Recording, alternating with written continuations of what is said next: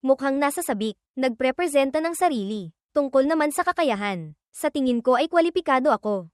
Kapangyarihan, pera, katayuan, walang sino man sa Jiangcheng ang mayroon ng tulad ng sa akin. Si Chen Bai, na may mga matang lubos na nasisiyahan, ay marahang pinaalalahanan siya. Ang mga tuntunin at halaga pagkatapos ng pagsubok ay magiging ganap na bago. Ang iyong kasalukuyang kapangyarihan, katayuan, at pera ay walang halaga maliban sa paggawa sa iyong mas kaakit-akit na alipin.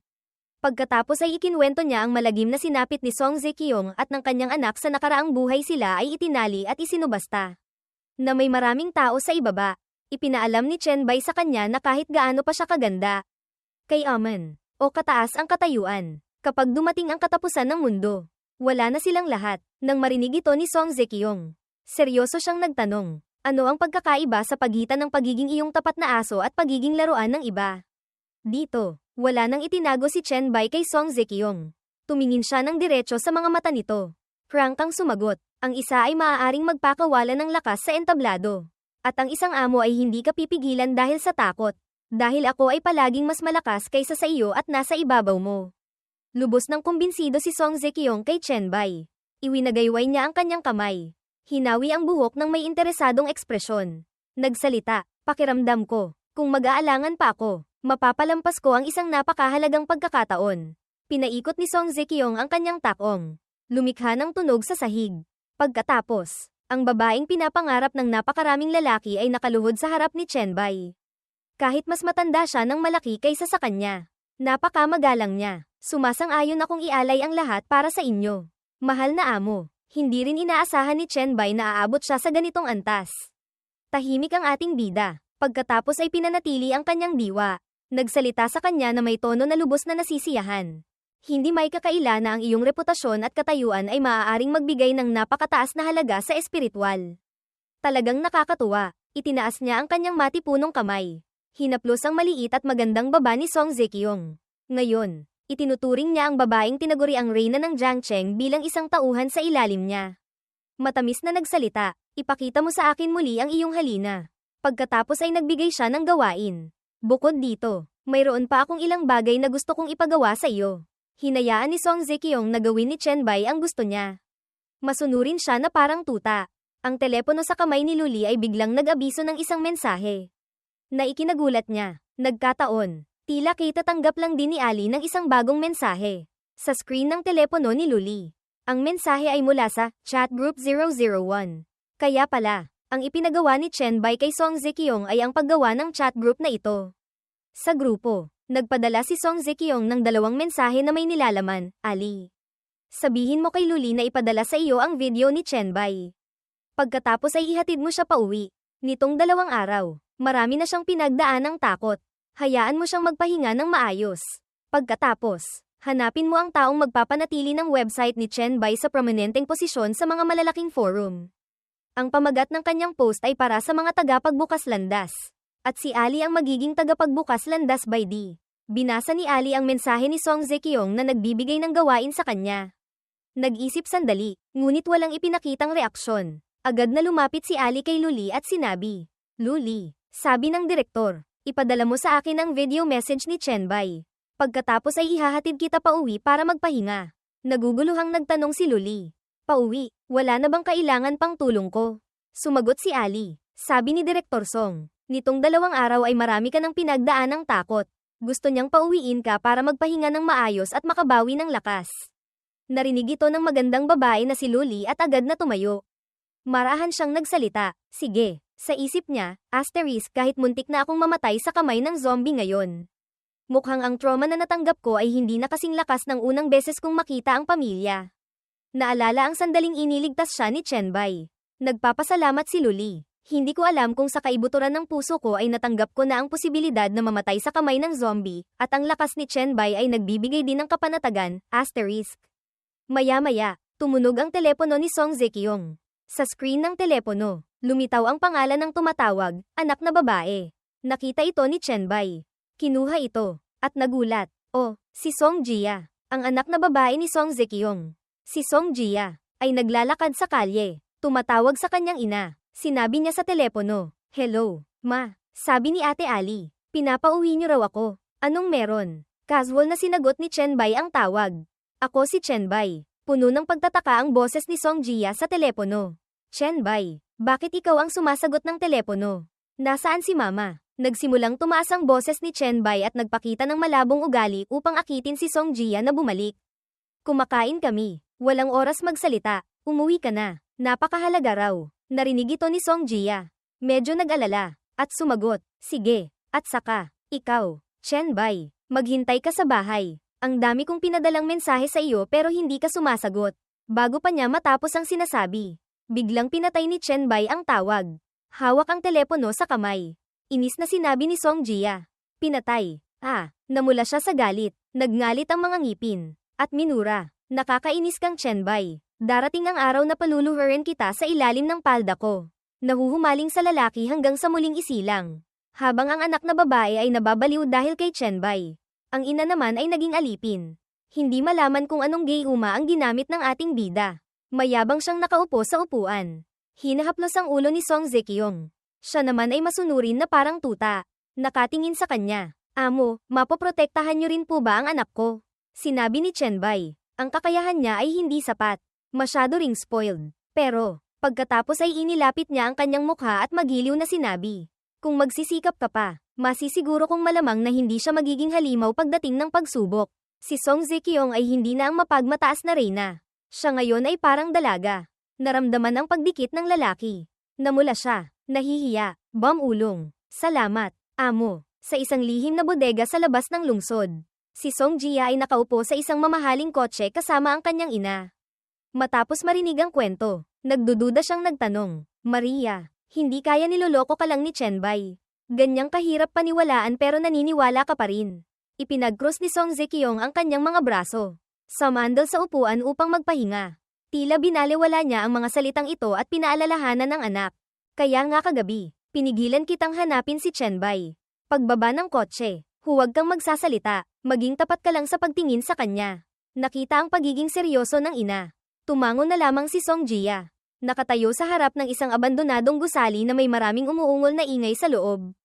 Dinala ni Ali si Chenbei dito at sinabi, Ginoong Chen, kagabi, pinuntahan ko ang lahat ng lugar sa lungsod upang hanapin ang mga bakas ng zombie at halimaw. Sa huli, dito ko lang ito natagpuan. Pagkatapos ay mas detalyadong sinabi ni Ali ang tungkol sa lokasyon. Dati itong isang underground na kasino. Ngunit ngayon, ang may-ari at mga sugarol sa loob ay naging zombie lahat. Ang bilang ng mga tao ay humigit kumulang 160.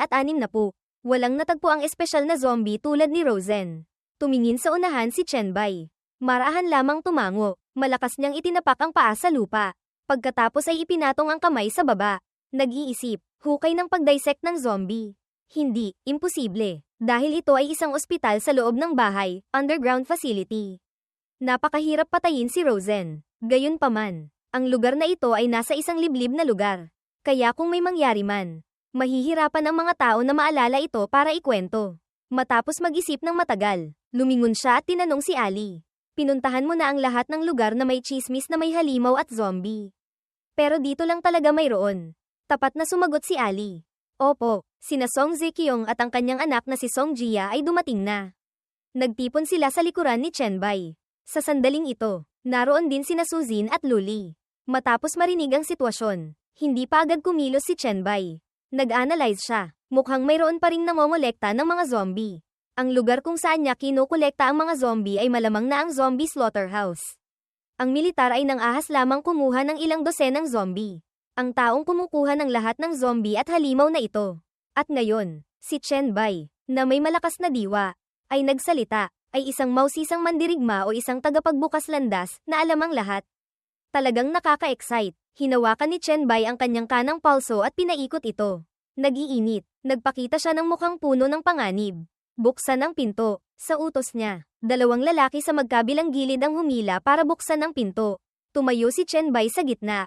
Handang-handa. Pagbukas pa lang ng pinto, daan-daang zombie ang nagsilabasan. Bawat isa ay may mapupulang mata, maruruming mukha, at naninigas na mga kamay at paa, na halos ikamatay sa takot ng dalawang sundalo. Sa simula pa lang, 10 zombie na ang sumugod palabas.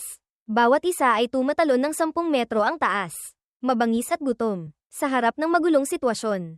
Napakakalmado pa rin ni Chenbei. Tinitigan niya ang isa, Pagkatapos ay tumalon ng mataas. Nagpakawala ng isang perpektong sipa na halos maghati sa katawan nito at tumama sa pader. Si Suzin naman, ang kanyang gawain ay hawakan ang telepono at mag-record. Ngunit natakot din siya hanggang sa mamaatla ang mukha. Si Luli naman ay hindi mapigil ang masuka. Hindi niya mapigilan. Ilang minuto lamang ang lumipas. Ang kamay ni Chen Bai ay nakapatong na sa ulo ng isang zombie. Naglabas ng lilang aura ang kanyang kamay at sinisipsip ang virus mula rito. Agad na lumitaw ang sistema. Paalala ng sistema, pinatay ang mahigit 300 zombie. Binabati ka sa pagkakamit ng titulong, Zombie Hunter E-Rank, ang buong katawan ni Chen Bai ay nagliyab sa lilang enerhiya ng mahika. Ang kanyang katawan ay tila nakarga ng maraming enerhiya. Nakatayo sa ibabaw ng bundok ng mga bangkay ng zombie, isang maluwalhating tagumpay. Lumitaw ang panel ng sistema, paalala ng sistema, Zombie Hunter E-Rank. Lahat ng katangian dagdag 5, pinsala laban sa mga zombie dagdag 5%, ngayon. Dalawang panel ng sistema ang sunod-sunod na nagpakita ng dalawang bagong abiso. Paalala ng sistema, nakaipon ng 500 puntos ng zombie virus. Maaaring gamitin ang mga puntos ng virus upang ipagpalit sa Zombie Virus Serum Formula sa talent tree ng zombie virus. Nang makita ito, isang ideya ang pumasok sa isip ni Chen Bai. At ngumiti siya ng may pagmamalaki. Zombie Virus Serum Formula. Ito ay isang magandang bagay. Ang mga evolver na nagigising ang talento ay maabala pa rin ng zombie virus. Sa sandaling ito, lumitaw ang panel ng sistema. Gusto mo bang i-unlock ang Zombie Virus Serum Formula? Pinindot ni Chen Bai ang oo. Nawalan ng 300 puntos ng virus. Pagkatapos ng lahat, hindi lahat ay maaaring maging immune sa virus at magkaroon ng sobrang lakas ng katawan upang labanan ang virus. Tapos na ang trabaho. Lumabas ang ating bida sa pinto na may masiglang kalooban. Kinawi niya si Song Zekyong. Pinapasok ang lahat. Naaalala niyo pa ba ang sinabi ko sa inyo bago tayo umalis? Ang 4 na babaeng naghihintay kay Chen Bai ay handa na ngayon. Nanguna si Song Zekyong. Masigla niyang dinala ang baseball bat. Kumpiyansang sumagot. Naaalala pa. Tanging si Luli lamang ang nasusuka. Kinatok-katok ng Reyna Song ang baseball bat sa kanyang kamay. Masigasig na inulit ang mga tagubilin ni Chen Bai. Gumamit ng malamig na armas sa pagpatay ng mga zombie. Ito ay lubos na magpapababa sa tsansa na maging halimaw. Ang pagpatay ng zombie gamit ang kamay lamang ay tiyak na hindi magiging halimaw. Pagkatapos magsalita ni Song Zekyong, sinunggaban ni Chen Bai ang leeg ng isang zombie. Itinapat ito sa harap. Sige, kung gayon, ipakita ninyo sa akin ang inyong lakas. Isa bawat tao. Sino ang mauuna? Akala mo ay si Song Zekyong ang mauuna. Ngunit si Ali. Nakasusuot lang ng guantes. Ang naunang nagsalita, ako na. Agad na binitawan ni Chen Bai ang zombie. Tumakbo ito patungo kay Ali. Sa sandaling ito, sumugod din siya at direktang hinarap ito. Sa punto ng pagtatagpo, ginamit ni Ali ang kanyang maliksi na katawan upang itumba ang payat na zombie. Umikot siya, ang zombie ay isang lalaki. Ngunit binagsak siya ng babaeng si Ali sa lupa. Napahiyaw ito sa sakit. Napakalakas ng puwersa na nabali ang mga buto sa leeg ng zombie na ito.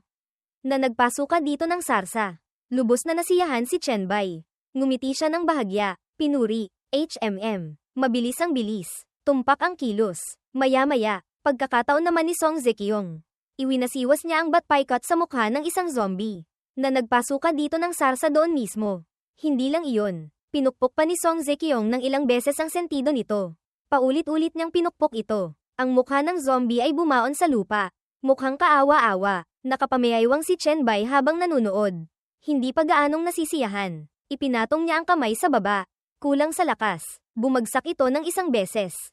Pero kinailangan mo ng mahigit 10 beses para magawa ito.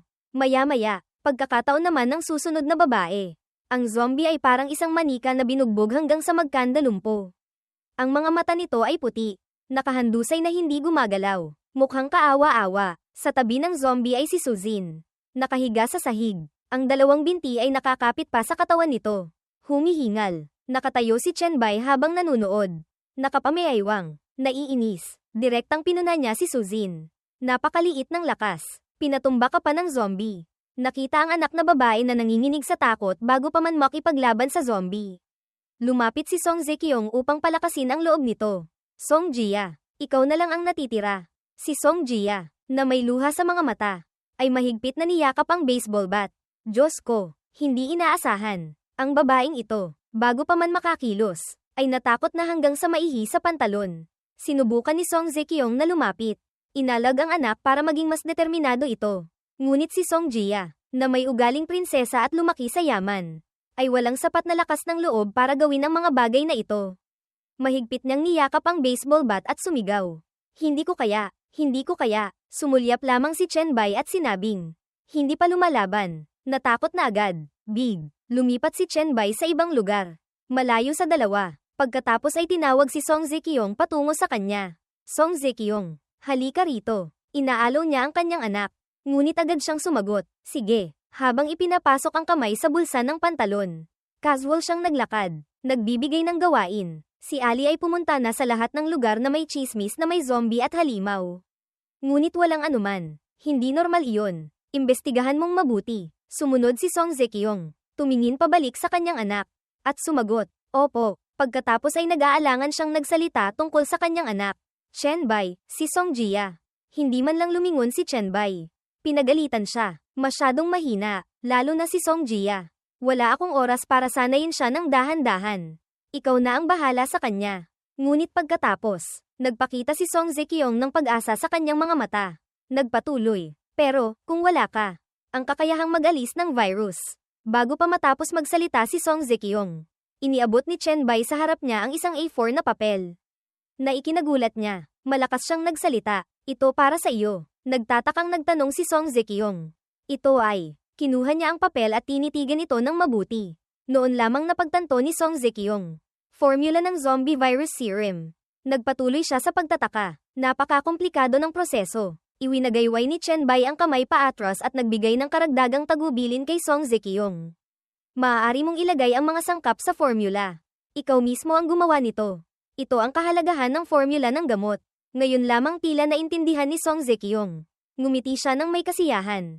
Bumaba ang kanyang boses. Nagpahayag ng pasasalamat. Salamat sa iyong tiwala. Tiyak na gagawin ko ang lahat ng aking makakaya upang makumpleto ang gawaing ipinagkatiwala mo. Aalagaan kong mabuti ang formula na ito. Dito, naramdaman ni Chen Bai na sapat na.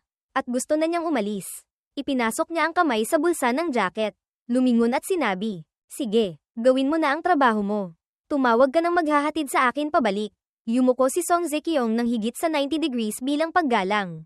Mabilis na sumagot, opo, sasabihan ko si Ali na ihatid ka pabalik. Pagkatapos umalis sa panahong ito, tumingin si Chen Bai sa kanyang telepono. Nag-iisip tungkol sa kasalukuyang sitwasyon. Siguradong maraming tao na ang nakakita sa post na inilagay ko. Hindi ko alam kung may makikipag-ugnayan sa akin. Binasa ni Chen Bai ang bawat komento tungkol sa kanyang balita. Isang account na, ako ang pinakamalakas sa parang, ang nagsabi. Nakita ko na si Bai di dati. Bumalik na ang hari ng mga aso. Pagkatapos ay ang mga komento sa ibaba. Account, laban sa Catamaran 30 taon, narinig kong kaya mong sagutin ang aking mga tanong. Mayroon akong isang mahirap na problema sa matematika. Hindi ko alam kung okay ka. Account, sumakay kay Pikachu, hello. Pioneer, ako ay isang tanga sa biochemistry. Account, Professional Architecture Forum, isang larawan dagdag 3 karanasan. Account, Blade Daw Ancestor, si Bai Di ang ninuno ng mga mutants. Muli kitang binabalaan. Huwag mong ibunyag ang impormasyon tungkol sa mga mutants sa social platform ng mga mortal. Account, may-ari ng tindahan na hindi nagbabayad ng sahod, magandang imahinasyon. Saang mental hospital ka tumakas? Gusto mong magsulat ng nobela? Pagkabasa, napailing na lang si Chen Bai sa mga taong ito. Ano ba tong mga to? Bigla, sa telepono, may nakakuha ng atensyon ni Chen Bai. Nagulat siya sa isang pribadong mensahe mula sa isang estranghero. Account na nagngangalang, hindi ako alipin ng pera, ang nag-PM sa kanya na may nilalaman, tungkol doon. Kuya, alam ko talaga, isa akong tagapagbukas landas. Kuya, ano ang alam mo? Kuya, bakit hindi ka sumasagot sa PM ko? Nakita mo na, di ba? Mas naging interesado si Chen Bai. Tiningnan niya ang mensahe at nagbulong sa sarili. Mukhang hindi naman siya nagloloko. May nakuha pa rin akong impormasyon. Nagsimulang mag-type ang ating bida ng sagot sa mensahe ng account na, hindi ako alipin ng pera, gamit ang pangalang, Bai Di. Tagapagbukas landas. Kuya, andyan ka ba? Kuya, reply ka naman. Ano ba talaga ang tagapagbukas landas? Text reply, ano ang talento mo? Alipin ng pera, reply, kuya. Sa wakas nag-reply ka na. Ang talento ko ay, Mind Control S-Rank, nagpatuloy ang taong ito sa pag-text. Teka, hindi ito pwedeng basta-basta sabihin. Chen Bai reply, hindi pwede. Pero huwag kang mag-alala, hindi ko ito ipagkakalat. Pagkatapos ay nagpadala siya ng mahabang mensahe kay, hindi ako alipin ng pera. Mahahanap mo ang contact information sa Pathfinder board. I-unlock mo muna. Hanapin mo ang chat group 001. Nagpaliwanag na ako ng ilang pangunahing bagay sa chat group.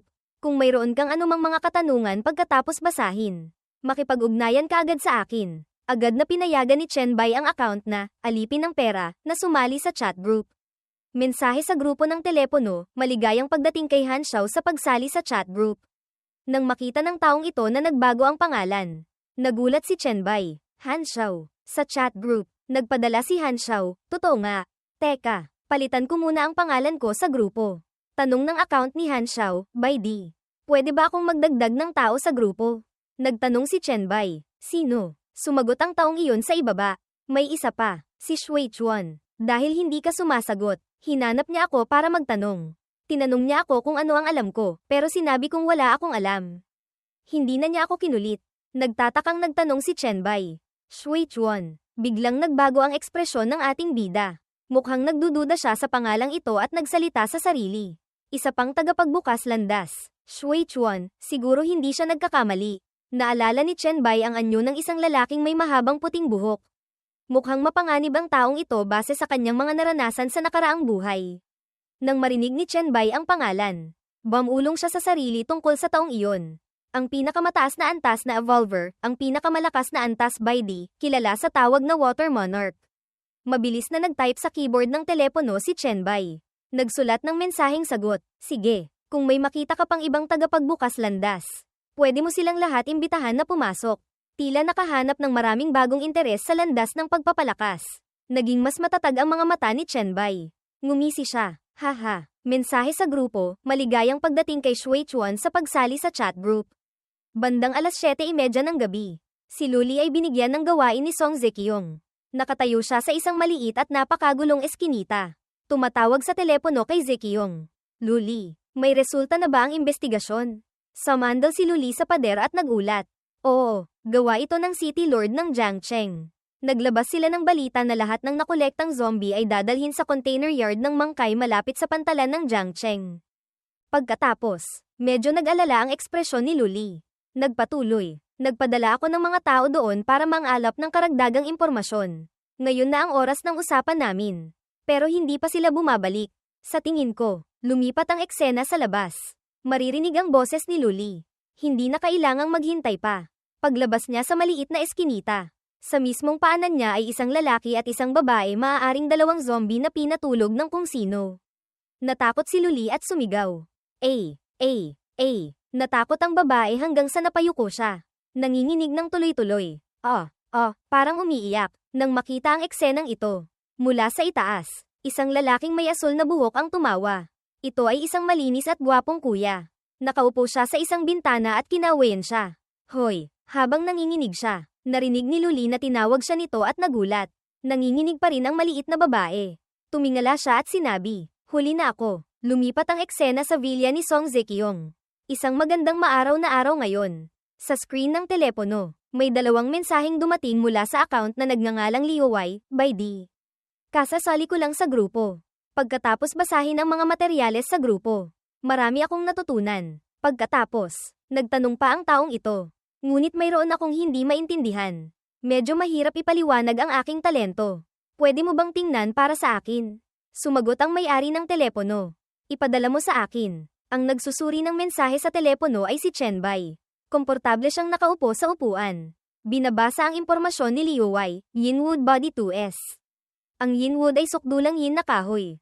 May walang katapusang sigla. Pagsanib ng kaluluwa sa katawan. Walang hanggang buhay. Bahagyang kapareho ng wood body. Ngunit binabawasan ng isang puntos ang spirit. Binubuksan ng yin soul. Binabawasan ng isang puntos ang constitution. Habang nakapatong ang paa sa upuan. Humanga siya sa sarili. Hindi ko inaasahan na ito pala ay 2S rank. Sumagot siya sa mensahe. Medyo mahal ang halaga para mabuksan ang kakayahan. Ang karaniwang tao. Ang paunang kakayahan ay nasa 3 hanggang 5 puntos lamang. Agad na sumagot ang kausap. Tama ka. Kaya palagi akong nag-aalangan. Nag-analyze si Chen Bai. Kung ang iyong spirit ay mas mataas sa 3, kakailanganin mong gumastos ng spirit para mabuksan ang wood body. Simple lang ang prinsipyo. Ang konstitusyon ang pundasyon. Huwag kang sumugal na baka makasama pa sa sarili. Nag-reply si Liu Wei. Mayroon akong 5 puntos na spirit. Salamat. Bye di. Ang tunog ng pulang high heels ni Song Zekiong ay lumalapit sa upuan kung saan nakaupo si Chen Bai. Nang makita siya, lumingon siya. Bakit ka nagmamadali? May problema ba? Malungkot ang mukha ni Song Zekiong. Nalaman ni Luli na lahat ng nakolektang zombie ay dadalhin sa container yard ng Mangkay. Ngunit nahuli si Luli. Hinihiling ng kabilang panig na pumunta ako para makipag-ayos. Pagkasabi nito, biglang tumayo si Chen Bai. Nagtanong siya, nakipag-ugnayan ba sa iyo ang kabilang panig? O nagsalita si Luli? Ang mga salitang ito ay nagpaduda kay Song Zekiong. Biglang nanlaki ang kanyang mga mata. Kumikinang na parang may napagtanto. Sa harap ng malamig at seryosong tingin ni Chen Bai, nagmamadaling yumuko si Song Zekiong. Nagpaliwanag, Amo, si Luli ay taong pinalaki ko. Sigurado akong hindi siya magtataksil. Bukod dito, sa pagkakataong ito, nasa likuran lamang siya ng pamumuno. Ang problema ay marahil nasa taong ipinadala niya para mag-imbestiga. Medyo kumalma si Chen Bai. Mas mahinahon siyang nagsalita. Kung ganoon, ililigtas ko siya. Tumayo si Song Zekiong gamit ang mga kamay. Mukhang masigla. At nagpasalamat. Salamat, Amo. Lumipat ang eksena sa container yard ng Mangkay. Si Luli ay mahigpit na nakatali sa isang upuan. May isang lalaking nakatayo, nagsasalin ng alak sa isang mamahaling set ng mesa malapit sa kanya. Tinawag ng taong ito, Binibining Luli. Ang lalaking kumaway kanina kay Luli ay nakatayo ngayon. Iniikot ang baso ng alak at nakasandal ang kamay sa mesa. Ang kuyang ito ay nagngangalang Xingmang. Mukha siyang medyo bad boy. Pero may itsura rin. Kinumbinsi ni Xingmang si Luli gamit ang mayabang na tono. Mukhang may hindi ka naintindihan. Hindi kita ginalaw dahil sa paggalang kay Song Zekiong. Kung pagkatapos nating magkita ay pipiliin mong sumuko, magiging tauhan kita. Kung hindi, pagkatapos ay pinaikit niya ang kanyang mga mata at may pagbabanta na bamulong ng may panganib. Kayong lahat ay magiging laruan ko. Ang mahinang si Luli ay mahigpit na nakatali sa mamahaling upuan. Nanginginig siya sa takot sa harap ng kalupitan ni Xingmang. Sa ilalim ng kanyang mga paa ay isang basag na baso ng alak na nasa sahig. Pagkatapos, idiniin niya ang baso ng alak sa mukha ni Luli at sinabi mula sa likuran. Halika, iimbitahan kita ng isa pang baso. Kung itatapon mo pa ulit, hindi maganda iyon. Sinubukang umiwas ni Luli. Nanginginig ang kanyang mga binti. Sinubukang itukod sa lupa para labanan ang lalaking ito. Nananakot ang boses nito. Kung hindi mo iinumin ang alak na alok, hindi masarap ang alak na parusa. Hindi pinansin ang plato ng steak sa mesa na hinihiwa at ninanamnam ng kung sino. Mukhang napakasarap, si Chen Bai. Hindi malaman kung kailan pa lumitaw dito. Hawak niya ang isang piraso ng dekalidad na steak na hiniwa sa kanyang kamay at casual na sinabi. Talagang walang modo. Paano kung ayaw uminom ng alak ng babae? Parehong nagulat sina Xingmang at Luli sa paglitaw ng ating bida. Nagtataka at naiinis na nag-isip si Xingmang. Kailan pa nakaupo rito ang taong ito? Tumayo si Chen Bai at inabot ang piraso ng karne sa harap. Sadyang ininis niya ito. Gutom ka na ba? Itong steak, natikman ko na. Masarap naman. Niligtas ng lalaki. Namula sa tuwa si Luli. Habang nakapameaywang, dahan-daang umatras si Xingmang at tinanong siya. Sino ka? Hindi sinagot ang tanong ni Xingmang. Marahang isinubo ni Chen Bai ang karne kay Luli at sinabi sa kanya. Nandito ako para sunduin ka pa uwi. Marahil ito ang pinakamasarap na steak na natikman ni Luli. Isinubo ng lalaki sa bibig niya. Nasiyahan si Luli hanggang sa magniningning ang buong katawan niya. Nahulog ang loob niya agad. Umupo si Chen Bai sa upuan. Iniikot ni Xingmang ang baso ng alak at nagsimulang magtanong kay Chen Bai na may napakakalmadong kilos ng isang mayamang tao. Ipinadala ka ni Song Zekiong. Nakapasok ka rito nang hindi ko napapansin. Ikaw ang unang tao. Tinanggal ni Chen Bai ang tali kay Luli. Nahulog ang lubad sa ilalim ng kanyang mga paa. Hindi pa rin pinapansin ni Chen Bai si Xingmang. Lubos siyang maalalahanin. Nagbilin kay Luli. Umalis ka na. Naghihintay si Zekiong sa iyo sa kotse. Mabilis na umalis si Luli at hindi nakalimutang sumagot. Opo, nang makita ang kilos ni Chen Bai. Nahulaan ni Xingmang at direktang sinabi. Mukhang tao mo na si Song Zekiong. Walang kahit anong pag-aalinlangan si Chen Bai. Tumingin siya ng diretso kay Xingmang at matatag na sumagot. Oo, malakas na itinapak ni Xingmang ang paa. Lumikha ng malakas na tunog sa ilalim ng sahig. Naiinis siyang tumawa. Interesante. Interesante. Sa kabaligtaran, napakakalmado pa rin ni Chen Bai. Pagkatapos, itinuro ni Xingmang ang baso na walang alak patungo kay Chen Bai at sinabi. Ang reyna ng Jiangcheng, siguradong hindi madaling mapasuko. No, tiyak na marami kang magagandang paraan. Nagsalin pa si Xingmang ng isang baso ng alak para kay Chen Bai at nagsimulang makipagkaibigan. Maaari tayong magpalitan ng kaalaman. Interesado ako sa ilang bagay. Sa tatlong malalaking puwersa sa Jiangcheng. Napasuko ko ang City Lord. Napasuko mo ang reyna. Ngayon, ang commander na lang ang natitira. Pagkatapos, hawak ni Xingmang ang dalawang baso ng alak. Dahan-dahan siyang lumapit kay Chen Bai at nagpatuloy sa pagkumbinsi. Tulungan mo akong maging hari ng Jiangcheng. Pwede kitang gawing kanang kamay. Halika, tagay. Sa dami ng sinabi, bahagya lamang binuksan ni Chen Bai ang gilid ng kanyang bibig. Sinabi ang tatlong salita, ako, ay tumatanggi. Wala pang sino man ang naging ganito kayabang kay Xingmang dati. Ito ay labis na ikinagulat at ikinahiya niya. Ang resulta, ang dalawang baso ng alak na kasasalin lang ay nabasag sa sahig. Halatang naiinis si Xingmang. Kumunat ang kanyang noo at nagsimulang magbanta. Hindi ako nag-aatubiling sabihin sa iyo. Mayroon akong S-rank na talento. Ito ang pinakamataas na antas. O baka gusto mo ring uminom ng alak na parusa. Sa harap ng ganitong kilos ni Xingmang, napaka-normal pa rin ang itsura ni Chen Bai. Ibinuko niya ang dalawang braso na parang walang nangyari at lumapit sa kanya. Bago ako pumunta rito, inobserbahan ko na ang paligid. Hindi ka lang nangongolekta ng mga zombie. Gumagawa ka pa ng mga zombie gamit ang mga buhay na tao. Matapos ilantad si Xingmang, nagpatuloy si Chen Bai, ang mga taong tulad mo. Kapag nagkaroon ng malakas na kapangyarihan, masama lang ang dulot, mas mabuti pang mamatay ka na agad. Pagkatapos ng mga salitang ito, naging mas nakakatakot ang ugali ni Chen Bai. Habang ngumingiti ng mapanganib, pinigilan niya ang kanyang boses. Nagpatuloy, at saka, hindi ka karapat-dapat na maging katulong ko. Dahil ang talento ko ay 3S. Ngayon, ginamit ni Xingmang ang espiritual na lakas sa kanyang kanang kamay.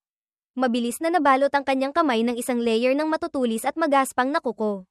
Sinabi ni Xingmang, haha, ang talento ko ay Slaughter Star Evolution. Maaari nitong ilipat ang isang bahagi ng katangian ng target sa sarili. Maaari pa itong patuloy na umunlad. Mayabang niyang ipinakita ang mga kuko na matigas na parang bakal. Puno ito ng mga asul na kidlat. Mukhang napakatakot, mayabang na nagpatuloy ang lalaking ito. Ang ganitong uri ng mataas na antas na walang kapantay na kakayahan ay S-rank lang. Ang iyong free S-rank, mukhang malapit ka ng maging Diyos. Sa panlabas, napakakumpiyansa rin ni Chen Bai na sinagot ang mga salita ng lalaking ito. Halos ganoon na nga, ngunit hindi ko pwedeng sabihin sa iyo. Ngunit sa kanyang puso, nag-isip siya, hindi ko inaasahan na ito ay isang purong combat type na talento. Maaari itong patuloy na umunlad. At may mga kuko pa. Siguro ito ay kagamitan. Naunang sumugod si Xingmang. Ganoon na lamang siyang sumugod kasama ang dalawang set ng kuko na parang werewolf. Sumisigaw ng may lakas. Mayabang na hanggal. Sana pagkatapos mong mamatay, matulungan mo akong palakasin ang aking mga katangian. Huwag mo akong masyadong biguin. Naglaban silang dalawa. Ang bilis ng S-rank at free S-rank ay napakabilis na tanging isang malaking kislap ng liwanag sa himpapawid at dalawang pagkalmat mula sa magkabilang panig ang makikita. Ginamit din ni Chen Bai ang kanyang virus na mahika. Ginawang isang set ng matutulis na kuko ang kanyang braso na mas astig pa kaysa kay Xingmang. Lumapag silang dalawa at nagdepensa. Humahaba ang pagkaskez. Nang makitang hindi madali ang laban, agad na pinakawalan ni Xingmang ang kanyang lakas. Pinatigas niya ang kanyang katawan. Ginamit ang skill, Slaughter Frenzy. Napunit ang panlabas na damit. Lumitaw ang mga umbok na kalamnan na napakaakit. Ang dalawang mata ay nagniningning na parang dalawang flashlight. Sinabi ni Xingmang, kaya pala transformation type talent. Medyo interesante nga, ngunit hindi pa rin sapat. Kabaligtaran ni Xingmang, wala pang bagong kilos si Chen Bai. Nag-isip siya, ito ay isang skill. Mukhang hindi niya sinabi lahat ng tunay niyang kakayahan. Hindi ko alam kung ano ang epekto ng skill na ito. Kailangan kong maging mas maingat. Tumalon si Xingmang paitaas. Kumuha siya ng buwelo. Nagpakawala ng isang suntok na may makapal na layer ng espiritual na lakas mula sa set ng matutulis na kuko. Hinigpitan ni Chen Bai ang kamao. Ginawang anyong martilyo ang kaliwang kamay. Handa sa pagtatagpo, isang malakas na tunog ang umalingaw-ngaw sa langit nang magbanggaan ang dalawang sukdulang lakas isang asul. Isang lila sa pamamagitan ng dalawang suntok mula sa dalawang profesional na S-rank at free S-rank. Ang dalawang nakakatakot na puwersa ay napakalakas na nasira ang lahat sa paligid dahil sa mga shockwave na lumabas. Sa container port, naglaban sina Chen Bai at Xingmang. Halos gamabi na. Nagsimulang masira ang paligid. Isang atake ni Chen Bai ang nagpatalsik kay Xingmang paitaas. Ngunit walang anuman. Nakalapag siya gamit ang kaliwang paa bilang suporta at nakayuko ang kanang paa. Pagkatapos ay sumugod siyang muli. Hawak ang isang kamay at iwinasiwas ang kamao. Inaatake si Chen Bai. Pinatigas ni Chen Bai ang katawan bilang depensa. Mahigpit niyang kinuyam ang kamao. Sumuntok si Chen Bai kay Xingmang. Ngunit mabilis niyang nasalo ang malaking kamao gamit ang kamay lamang. Naging mayabang si Xingmang. Okay ka lang ba? Bakit parang pagod ka na? Hawak ng dalawang kamay ang dalawang kamao ni Chen Bai. Nagharap ang dalawang lalaki at nagpalakas upang saktan ang kalaban. Lubos na nagsikap ang ating bida. Ngunit makikitang nanginginig na siya habang kaharap si Xingmang. Patuloy siyang nangasar. Hindi ba 3S rank ang talento mo? Huwag mo nang itago ang tunay mong lakas. Ilabas mo na. Walang sinabi si Chen Bai. Nagpatuloy siya sa paggamit ng buong lakas. Pinatigas ang katawan. Hindi nagpakita ng kahit anong kahinaan. Ngunit sinabi nito, matagal nang aktibo ang talento ko. Ikaw lang ang hindi nakapansin. Nang matansya ang lakas ng kalaban. Kumpiyansang iwinasiwas ni Xingmang ang dalawang kamay. Patuloy niyang ipinasok ang espiritual na lakas ng talento sa dalawang kamay.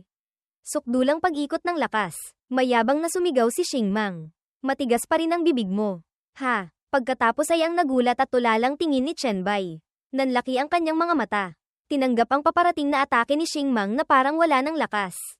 Isang kalmo lamang mula kay Xingmang ang nagpatalsik sa ating Chen Bai papasok sa container sa tapat. Napakalakas ng puwersa na lumikha ito ng malakas na tunog. Sumulyap si Xingmang. Nakita ang ipinakita ni Chen Bai. Hinamak niya ito. Malinaw na mas mababa ang iyong pisikal na lakas at bilis kaysa sa akin.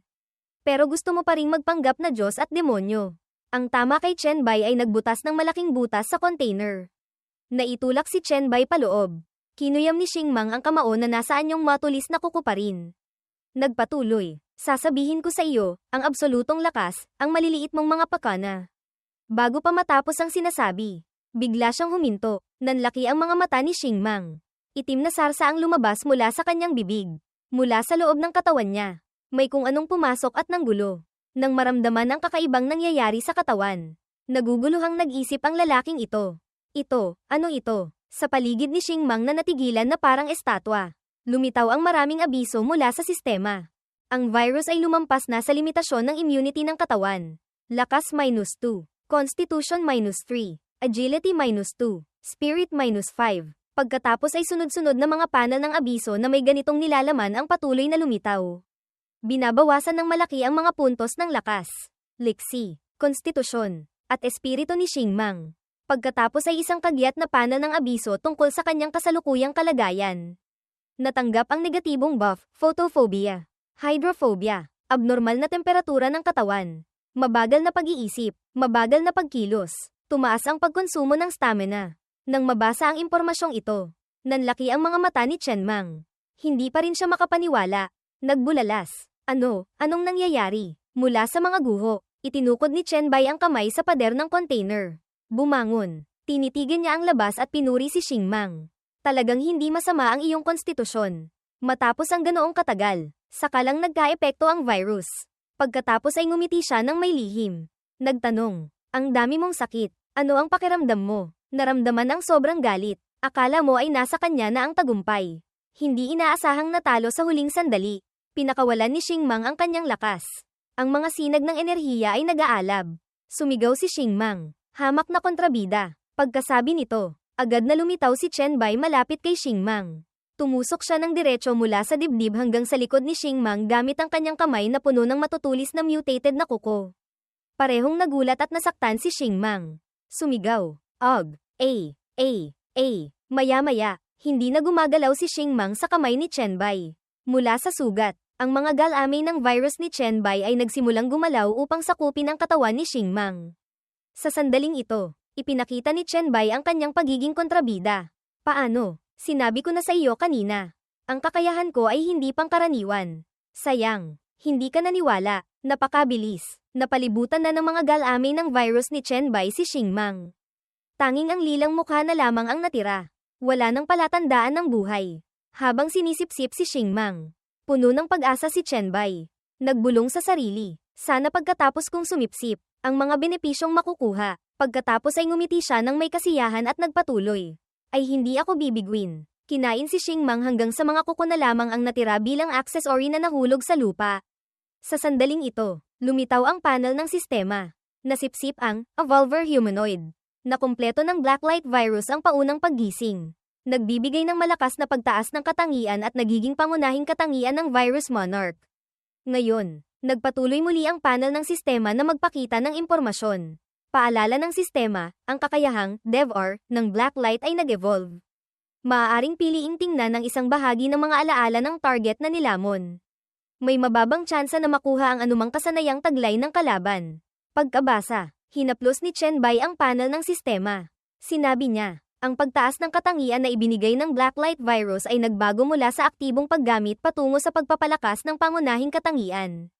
Ito ay talagang isang malaking benepisyo. Pagkatapos mag-analyze, nagpa siya si Chen Bai na tingnan kung gaano kalaki ang itinaas ng mga ibinigay na katangian. Dati, ang lakas at agility ay dagdag 30, spirit dagdag 20, kakayahang magpagaling dagdag 100%.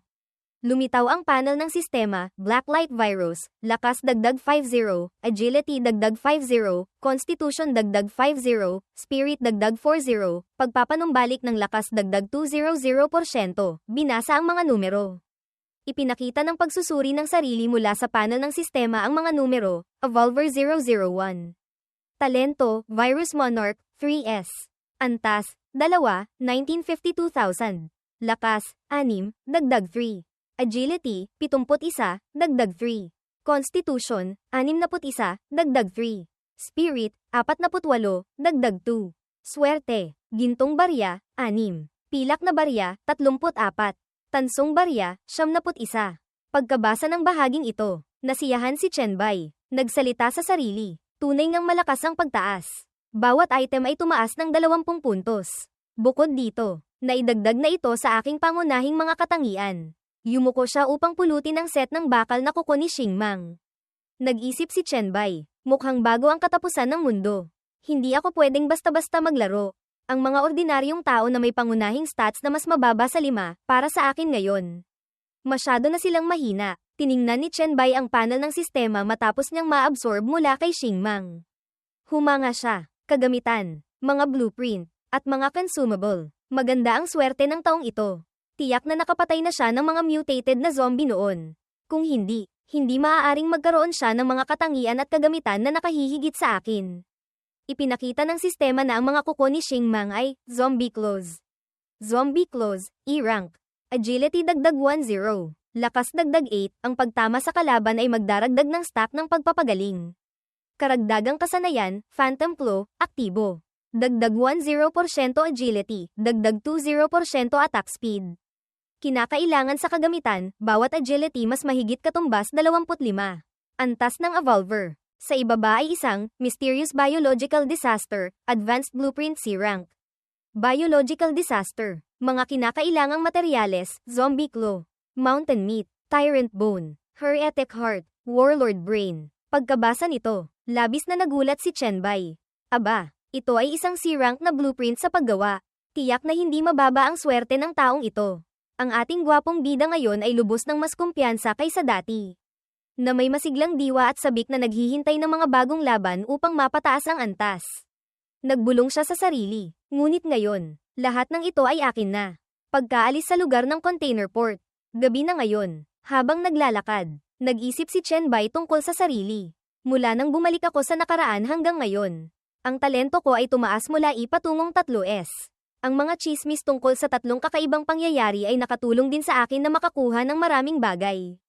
Kasabay nito, napasuko ko pa si Song Zekiong, ang hinaharap na City Lord ng Jiangcheng. Malayo pa, nakarating na siya sa kotse ni na Song Zekiong at Luli na naghihintay sa kanya. Click asterisk, ang tunog ng pinto ng kotse. Binuksan ni Song Zekiong ang pinto ng kanyang mamahaling kotse at magalang na inanyayahan si Chen Bai. Amo, pasok po kayo sa kotse. Sa kalooban ni Chen Bai, nag-isip siya, sa kasalukuyang lakas ko, ang paghahanap ng mga halimaw na kalat-kalat na lumitaw bago bumaba ang pagsubok ay medyo nasayang na pagsisikap. Ibinuko ni Chen Bai ang 2 braso. Nag-concentrate ng enerhiya upang patatagin ang kanyang kalidad. Ngayon, nagbago na ng pag-iisip si Chen Bai. Nagpasya siya, Sa mga huling araw bago ang pagbaba ng pagsubok, magsisikap akong ayusin at maghanda para sa pagbabago bago ang pagbaba. Pagkaalis sa container port, lahat ay bumalik sa villa ni Song Zekyong. Sa kamalayan ni Chen Bai, tila may isang misteryosong boses na sadyang nagpapaalala sa kanya. Ang pagsubok, nakatayo si Chen Bai sa labas ng balkonahe, kung saan matatanaw ang buong lungsod mula sa itaas. Tahimik lamang siya, medyo nag-iisip, muling umalingaw-ngaw ang boses na iyon. Malapit nang bumaba, mula sa pinto ng silid. Tok-tok asterisk, may kumatok, lumingon si Chen Bai at sumagot ng malakas. Pasok, bahagyang bumukas ang pinto at dahan-daang bumukas. Si Song Zekyong ito, kasunod sina Suzin at Luli. May dalang ilang papel marahil ay isang mahalagang bagay. Si Song Zekyong ay puno ng sigla. Ibinuka niya ang kanyang makinis na kamay. Nag-abiso kay Chen Bai, mahal na amo, hindi kami binaygo ng swerte. Natapos namin sa oras ang gawaing ipinagkatiwala ninyo. Masiglang nagulat muna si Luli. Ang lugar na minarkahan, na may villa sa bundok bilang sentro. Ang mga datos tulad ng terrain at populasyon ay nakumpirma na walang mali. Pagkatapos ng araw ng katapusan ng mundo, maaari nating agad na isagawa ang paglilinis. Makumpleto ang komprehensibong kontrol at okupasyon. Si Suzin naman ay abala sa 2 o 3 piraso ng papel. Nahihiya siyang binasa ito at nagulat. Natapos na ang pagbili ng mga supply. Ang listahan ay naayos na at naipadala na sa inyo. Hindi lumingon si Chen Bai. Patuloy pa rin siyang nakatingin sa labas at tumugon. Ngunit, ang mga pag-aayos bago iyon. Tayong 3 ay nagkumpirmahan na. Dito, nagtanong pa si Song Zekyong. Malapit na ang oras. Mayroon pa po ba kayong ibang tagubilin? Kinuha ni Chen Bai ang kanyang cellphone. Tiningnan ito. Tila nakatuon siya sa ibang bagay at pinuri sila. Pagkatapos ay sumagot lamang ng ilang salita para matapos na. Sige, magaling. Ilagay nyo na lang ang mga dokumento sa mesa. Tahimik na tiningnan ang mensahe sa screen ng telepono. Ang nilalaman na isinulat niya roon ay, 10 minuto na lang bago magsimula ang pagsubok. Huwag kayong maging kampante dahil mayroon kayong kalamangan at bihirang talento. Manatiling kalmado. Ang panganib na dala ng pagsubok ay hindi ninyo inaasahan. Ayokong pagkatapos ng 10 minuto, may mawawala sa grupo. Seryoso talaga si Chen Bai. Tahimik siyang nag-isip ng matagal. At marahil ay labis na nag-aalala. Ngayon, ipinaalam sa atin ng daloy ng kwento kung sino ang mga nasa grupo. At kasabay nito, ang mga may kalamangan at bihirang talento tulad ni Chen Bai ay nakatanggap ng mensahe. Isang binatang hindi kilala na nakatakip ang ulo ang sumagot. Salamat sa paalala, mahal na hari. Isang magandang babae na may personalidad at tinina ang buhok na asul ang nagsabi. Salamat, Bai Di. 9 na minuto pa. Isang maskuladong kuya na nag-eehersisyo sa gym ang nakatanggap din at sumagot. 8 minuto. Hindi na ako makapaghintay. Isang binatang astigin na mahilig sa street style ang nagsalita. 7 minuto.